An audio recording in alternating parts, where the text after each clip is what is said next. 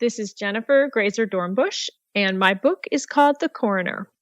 Summoned from her promising surgical career, first to her estranged father's bedside, and then his post as medical examiner when his small town needs urgent help with a suspicious death, Emily Hartford discovers home is where the bodies are in this pitch-perfect mystery debut.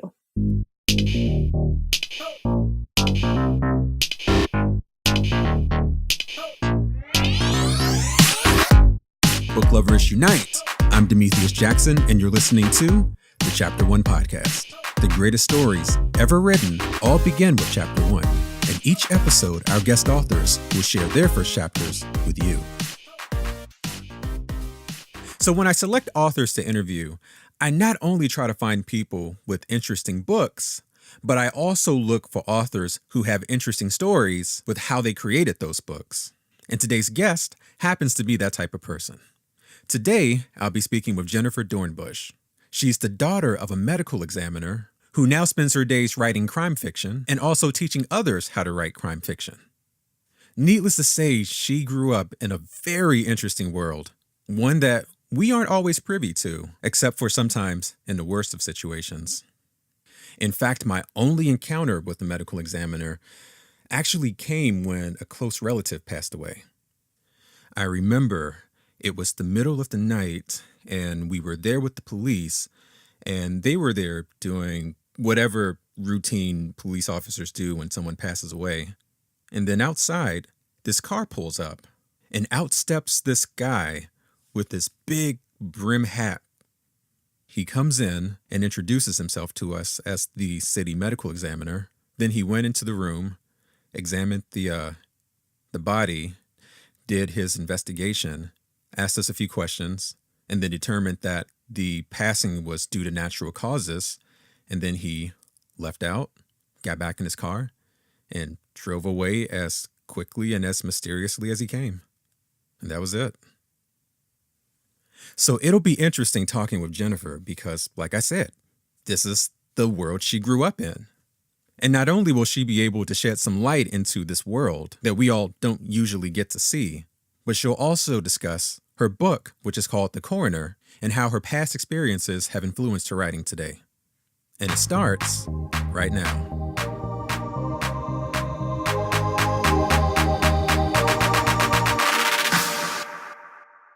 All right, so I'm actually going to start at the very, very tail end of Chapter 2, and it's Emily's 28th birthday, and this dovetails right into Chapter 3, where we go back and find out how she actually became interested in death investigation.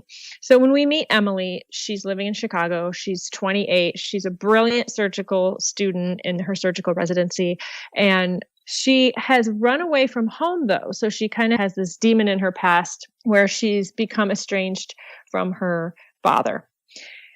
So I will start the end of Chapter 2. They finished scrubbing out and filed into the clerical station outside the OR. A nurse popped up from behind the desk, and the anesthesiologist raised his voice in a rousing first line of "Happy birthday to you." The whole team joined in by the second happy birthday, belting out a discordant melody from the muffled face masks. As if on cue, Dr. Claiborne entered, holding a small round cake flaming with candles. "Happy birthday, Emily. You definitely earned this today," he said. Emily shook her head, but her eyes expressed just how much she really loved it and her team. Dr. Claiborne held the cake in front of Emily. The candles were making their final descent into the frosting. "That move you just made in the OR requires some explanation. I saw the same thing once during an autopsy of a 46-year-old male who died from a burst appendix. They couldn't find it and get it out on time. He left behind a wife and 3 kids." "Well, I'm very impressed, but not at all surprised, Dr. Hartford. Well done," he said. "Make a wish." Emily closed her eyes, but the only thing she could think to wish for, she knew, would never come true. 1,000 candles, all blown out at once, would never help her reconcile with the pain she'd run from in Freeport 12 years ago.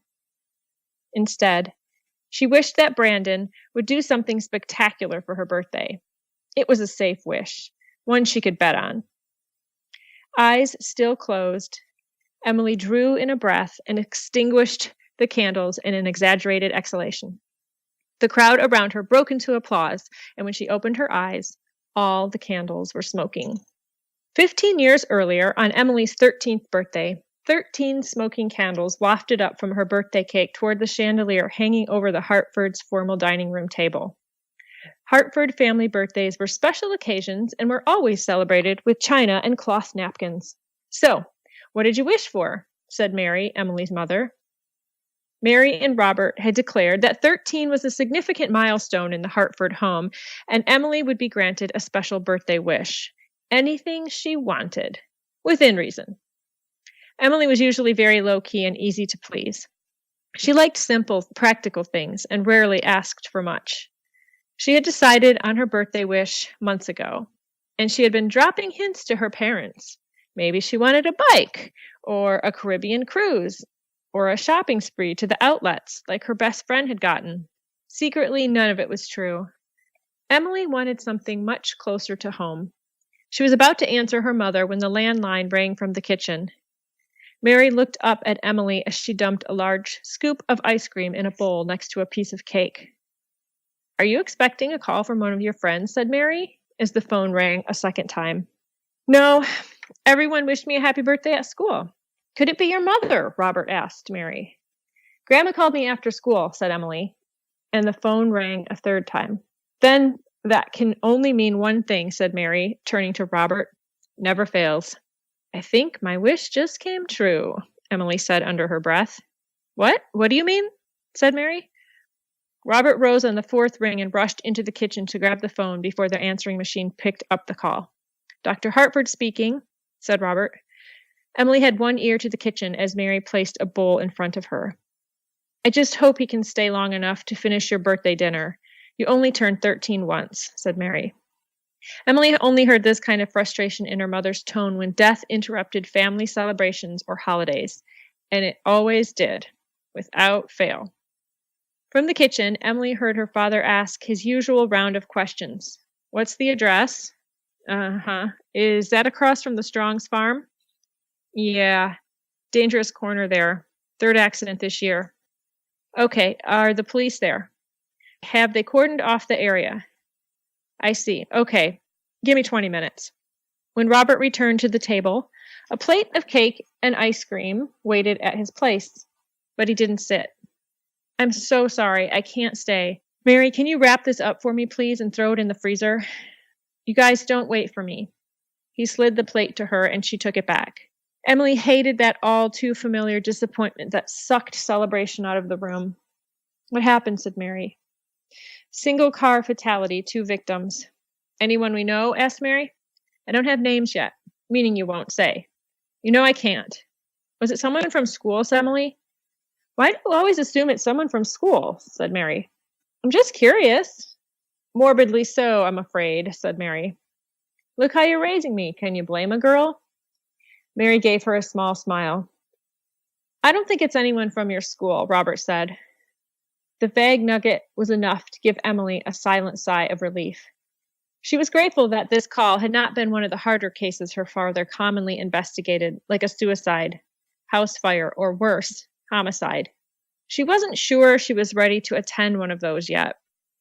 From how her father had described those types of deaths, she knew she would definitely have to develop a stronger stomach first. "We'll do this later, I promise. But right now, there's a whole team of responders out there waiting, not to mention the victims' families who are probably wondering why their kids aren't home yet." "Oh, Robert, it's a couple of high schoolers." Robert nodded. "It's going to be a long night." Emily eyed him. Now was the time. She needed to speak up. "Aren't you guys wondering what I wished for?" "Oh, yes, we're brimming with eagerness to see how much you're going to set us back," joked Robert. "Dad, I'm all ears if you can follow me to the office," he said. "Can it wait until tomorrow, Em?" said Mary, as she and Emily trailed him to the office on the other side of the house. "No, it can't. It has to be now. Tonight." "Wow, not giving us a whole lot of warning here," Robert said, grabbing his camera equipment and a couple of new body bags from a box on the bookshelf where he stored them. "What I'm asking doesn't involve any planning." Maybe not, but we still need time to make it special for you, Mary added. You can't. We can try. No, I mean, it's nothing you need to spend money on. I like the sound of that, said Robert with a wink. Your father has got to get going, Mary said.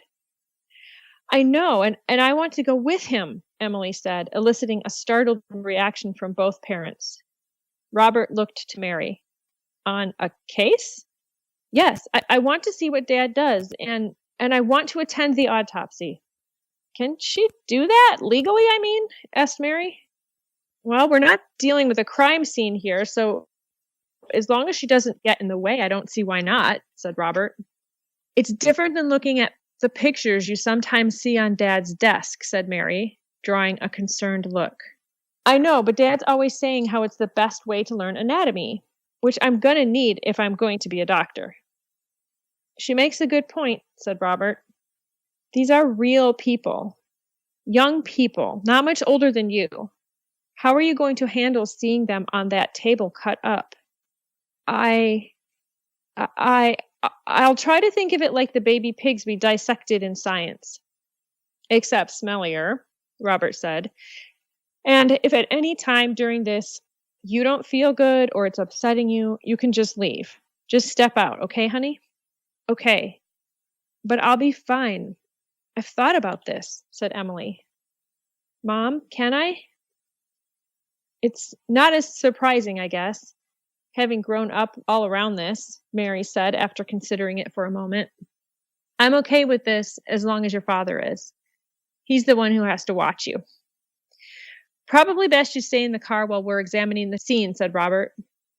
Are you sure you're ready for this? Mary asked, her brow still furrowed in worry. Completely, answered Emily. Okay. Wish granted. Mary planted a kiss on Emily's forehead. And with that, Robert handed her 2 wrapped body bags. Emily was about to embark on her first death investigation case.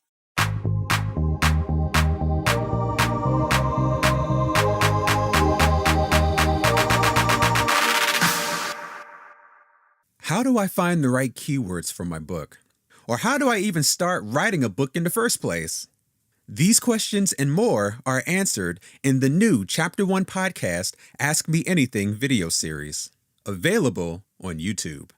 In these videos, I'm going to be answering your literary questions about media, marketing, publishing, and technology.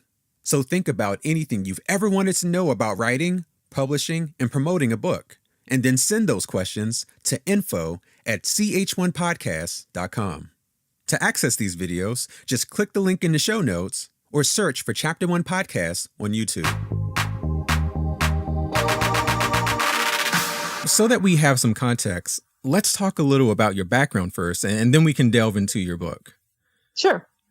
So you're the daughter of a medical examiner. And for like the 3 people who don't know what a medical examiner is, can you explain the term?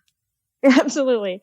I love that because when I grew up, nobody knew what a medical examiner was. And so I was a little embarrassed about what my father did. But yeah, and a lot of people don't know is the difference between a coroner and a medical examiner. But a medical examiner isn't responsible for examining the body. They need to be a medical doctor and have a medical license, and they will perform autopsies and determine the cause and manner of death.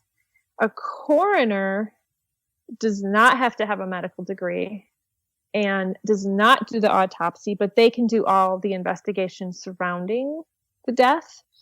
A lot of coroners do have jurisdiction or authority to determine cause of death, which is a little scary, I think, because they aren't medical professionals.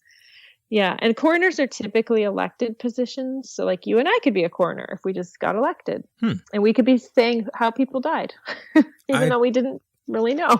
I didn't know that. Yeah. It's a little frightening. Well, a lot of people don't usually interact with coroners and medical examiners. True. And so I recorded the intros before speaking to you, and I shared the story of my one and only encounter with a medical examiner. But this is the situation that you grew up with. Mm-hmm. So that being the case, what were the dinner table discussions like growing up?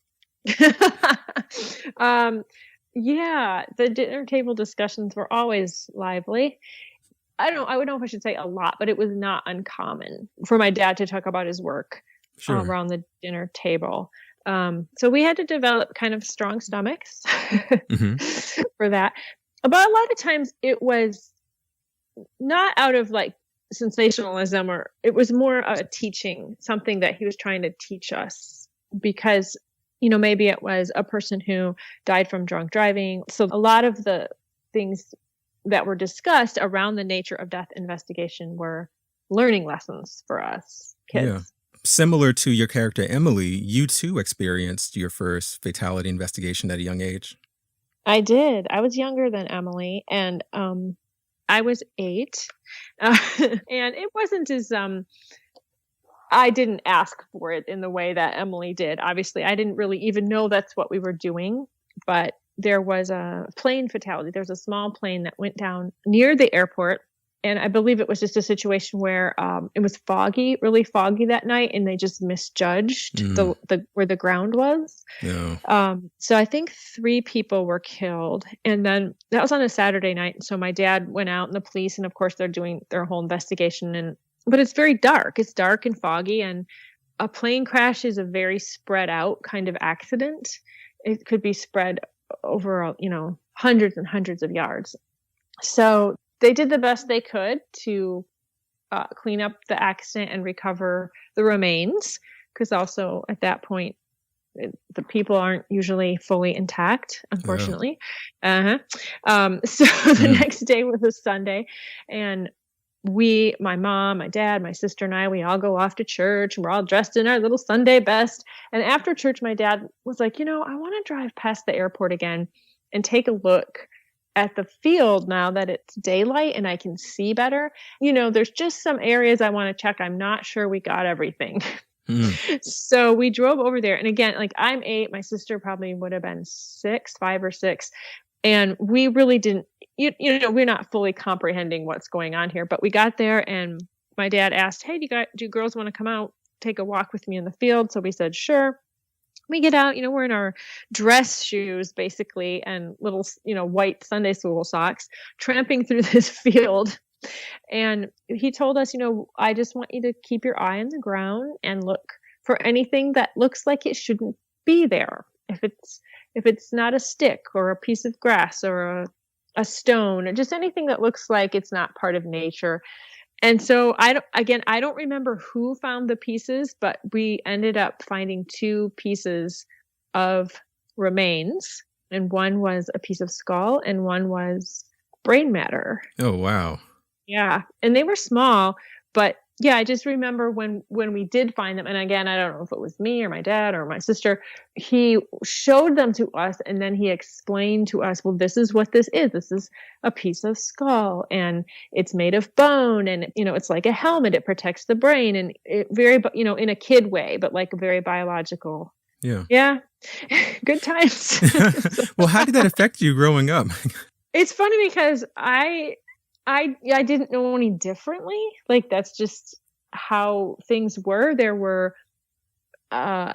tissue samples at home, and there were files at home, and everything, the office was at home. So everything kind of came home, and it was just sort of a day-to-day thing that we were immersed in. But I do remember when I got older, and here's one way where I differ completely from the character of Emily, is when I got into those teenage years, I became really sensitive to what he did. I thought it was strange and gross, and like, I just wanted a normal family. Like, can't you be an accountant or something, like something normal? Because this was before like NCSI had made it really cool, and nobody knew what forensics was. Nobody knew what a medical examiner was. Nobody knew what autopsies were. So to explain that to people, I always felt really like I wanted to hide it, Yeah, and I can understand, just growing up with something, and as you get a little more exposure and influence from friends, you grow up a little bit more, and you're like, hey, wait, this isn't normal. Right. Yeah.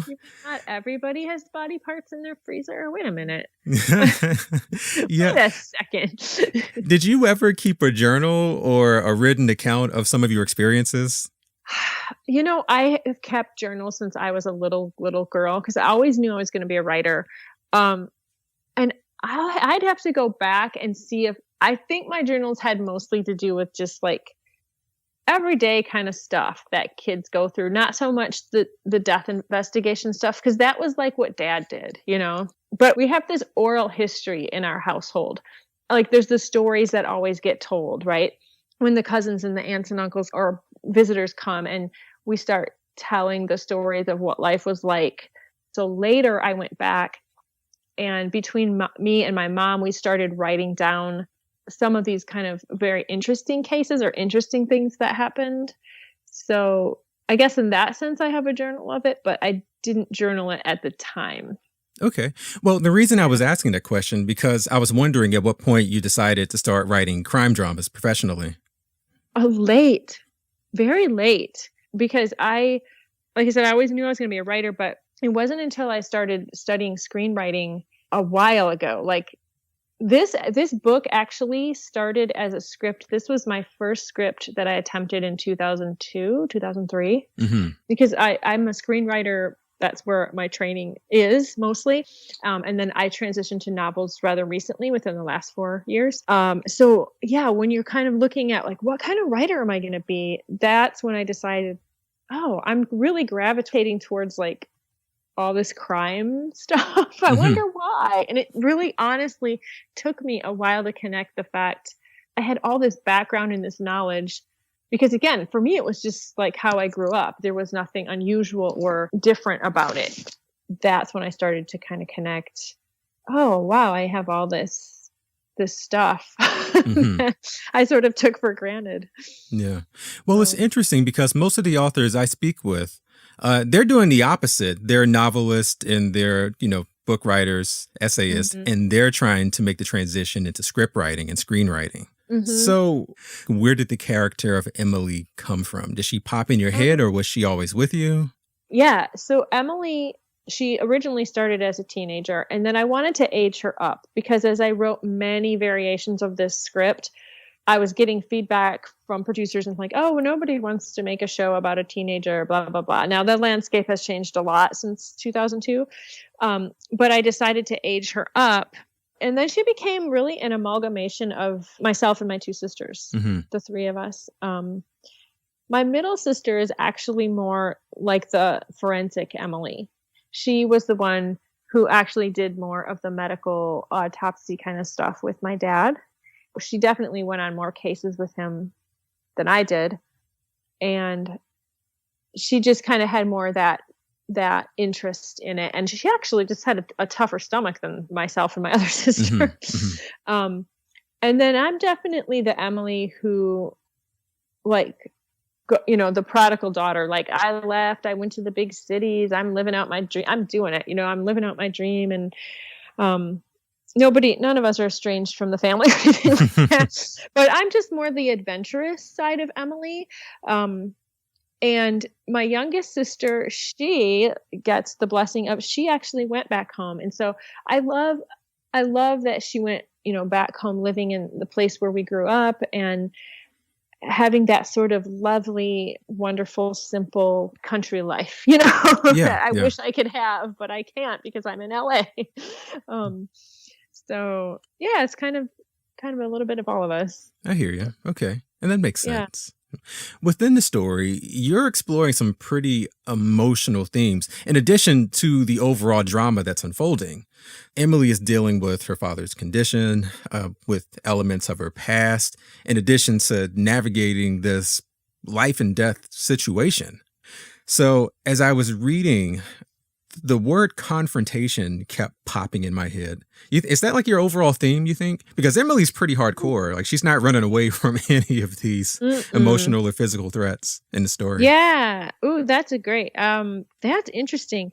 Well, yeah, I mean, I wanted her to be really struggling with a lot of things. She's really at that precipice in her life where she's going to have to make some choices. And I think we all kind of get there around that time, like late 20s, early 30s is like that time where we all we've been going on a certain trajectory. And then we get to this point where we're like, okay, what am I really doing with my life here? Like, where do I really want things to go? For her, she gets kind of pushed into it more. But I have always found that particular point in life interesting because I see it repeated over and over again in friends and family and peers, where you're really forced to make some strong choices about your life at that point. Well, right, because you spend your entire life growing up as a kid. There's no point when you are officially a grown up. I mean, obviously you're legally an adult at 18, but there's no one that comes to you and gives you a little medal or a medallion that says, "Hey, welcome to the adult club." Right. And so, you kind of go through your 20s still feeling like a kid. And then one day you wake up in your 30s and you have all of these responsibilities and this new perspective on life that you didn't have 10 years ago. And it's like, oh my goodness, you have to make sense of this now. What am I doing with my life? Where am I going? Yes. And I think you realize, like, especially when you hit that 30 mark, oh my goodness, life is fleeting. Yeah. And I hit that a long time ago. So I'm definitely not there. I'm way past it. But I remember feeling that. And that's when I switched careers. We moved from Vermont to Phoenix. Like, all these life things happened that, like, no, I got to click my life into gear and go after what I want. No more dancing around here, Life is fleeting. So. Yeah. Well, speaking of grabbing what you want, I heard that the Coroner is already inspiring a feature film this year. Yeah, I'm going to start to shop it around, see if we can get some traction and see if we can get it developed into a series. So fingers crossed. Right on. Right on. Clearly, you're a multifaceted author, and you've alluded to this earlier. In addition to writing, you provide seminars and YouTube tutorials teaching others how to write crime dramas. Are there any quick tips that you could share for beginning crime drama authors, or perhaps for the seasoned author who just wants to make their stories a little better? Either or. Good question. Yeah. I teach a lot of different courses on, like, writing the killer crime drama or crash course crime writing. What I love doing is taking the principles I've learned as a Hollywood screenwriter into writing crime, because and this comes back to that whole word you were saying about confrontation. And when you're writing a script, every scene has to drive the story, propel the story forward. So you really can't have any wasted scenes when you're writing screenplay. Correct. Especially television, because it's very short. So I think that's what drives me even in novels. Is like, I want every chapter to matter. I want every relationship to matter. The dialogue has to go somewhere. We're not just going to wander around here. Right. You also got to consider those Hollywood producers are not messing around. They want to flip to the exact page and see where the characters are introduced, where the story arc is going, all that good stuff. Yep. And, like, they don't read. Honestly, they don't have time. They don't read. So, like, you've got to catch them. I mean, I have like 20 crime writing tips. I have so much great stuff, and I'll be doing a lot of it on my YouTube channel. But what I love about crime writing is it really uses both sides of the brain. So it really uses that logical side, where everything has to make sense. All the trails of evidence have to make sense and go somewhere, and then you have to solve a crime. It's a puzzle. You have to solve the puzzle at the end of it.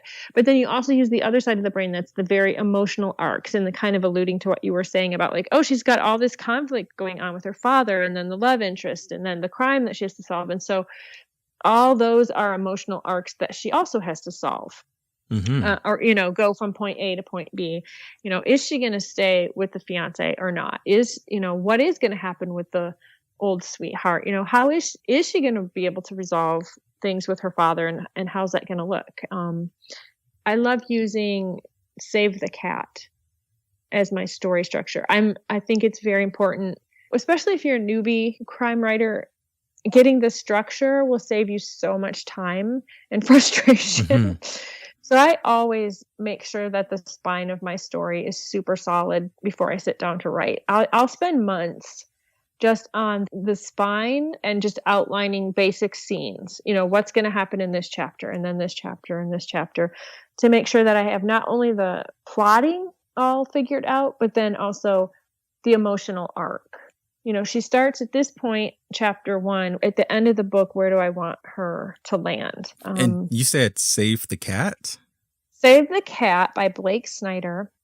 It's mostly used in the screenwriting world, but I've been to a lot of writers' conferences and groups where novelists use it a lot too. And it really helps you get that structure. It's really easy to stop asking your character, what do you want? What does your main character want? And do they get it? Mm-hmm. And the answer is either yes or no. And then that propels you to the next scene and the next scene and the next scene. Because if they do get it, well, then the next chapter or scene, they have to be after something else. If they don't get it, they have to figure out a way where they're going to try to get it or get around the obstacle. And that's similar to, Joseph Campbell's Hero, Thousand Faces, the story arc, the hero's journey. Absolutely. Which is what a lot of novelists and authors follow that as well, that structure. Mm-hmm. Stick to the basics right of good storytelling. Where can people check out some of your tutorials and learn more about your books? And if they want to sign up for any of your seminars? Yes, please. Everything is on my website, jenniferdornbush.com, JenniferDornbush.com. And you can sign up for my newsletter, my blog. You can click onto my YouTube channel from there. There's resources there. Right on. Well, thank you, Jennifer, so much for joining me today and speaking about your book and sharing your fascinating upbringing. Thank you so much. Very, very honored to be here.